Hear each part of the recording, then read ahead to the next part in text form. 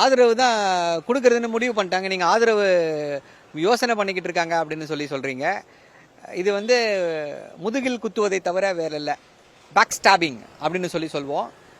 அதாவது அந்த RO returning officer வந்து வெற்றி சர்டிஃபிகேட்ல கையெழுத்து போட்ட அந்த ஈரம் காய்வதற்குள்ளாக நாங்க வந்து தாவேகாவிற்கு ஆதரவு அளிக்கிறோம். அதற்கு வந்து ஒரு சப்பையான காரணத்தை சொல்றாங்க. பாஜகவை உள்ளே விடக்கூடாது. ஐயா, பாஜகவை உள்ளே விடாமல் நாங்கள் தடுத்து விட்டோம். பாஜகவால் இங்கே உள்ள நுழைய முடியாது. பாஜக RSSஐ தமிழ்நாட்டில் நுழைய விட மாட்டோம். அதை தடுத்து நிறுத்தாச்சு. தேர்தலில் ஒரு resounding loss to them. AIADMK BJP ஒரே ஒரு இடத்துல மட்டும்தான் ஜெயிச்சிருக்கு பாஜக. ஸோ இது ஆல்ரெடி ஹஸ் பீன் அச்சீவ்டு. இப்போ இவர்கள் ஒரு 2-3 காங்கிரஸ்ல இருக்கக்கூடிய சிலருடைய ஈகோக்களை சாட்டிஸ்ஃபை செய்வதற்காக ஐ திங்க் இந்த முயற்சிகளை எடுத்துக்கொண்டிருக்கிறார்கள். என்ன சொல்லி ராகுல் காந்தியை இதுக்கு நம்ப வச்சாங்கன்னு நமக்கு தெரியல. அவர்கள் எதை பார்க்க மறுக்கிறார்கள்? எது இந்த ஈகோ அவர்களுடைய கண்ணை மறைக்கிறது? என்ன அப்படின்னா, இது காங்கிரசிற்கு இந்தியா முழுக்க எப்படிப்பட்ட ஒரு தாக்கத்தை ஏற்படுத்தும் அப்படின்றத பத்தி அவர்கள் கிஞ்சித்தும் சிந்திக்கவில்லை அப்படின்றது தெளிவாக பார்க்க முடிகிறது.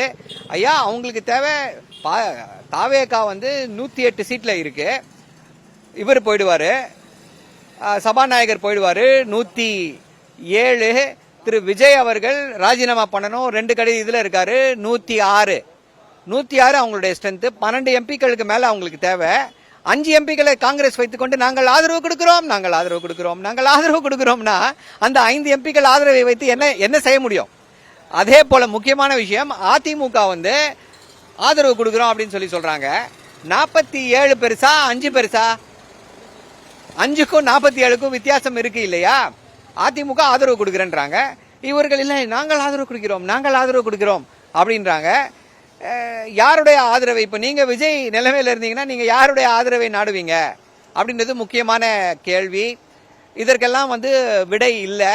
பாஜக RSSக்கு எதிராக நாங்கள் குரல் கொடுக்கிறோம்ன்றாங்க. ஐயா, பாஜக RSSக்கு எதிராக விஜயே குரல் கொடுக்கவில்லை. கடந்த 6 மாத காலத்துல ஏதாவது ஒரு இஷ்யூல பாஜக RSSற்கு எதிராக திரு விஜய் அவர்கள் பேசியிருக்கிறாரா? மோடிக்கு எதிராக குரல் கொடுத்திருக்கிறாரா? அப்படின்னா கிடையாது. என்ன பண்ணியிருக்காரு?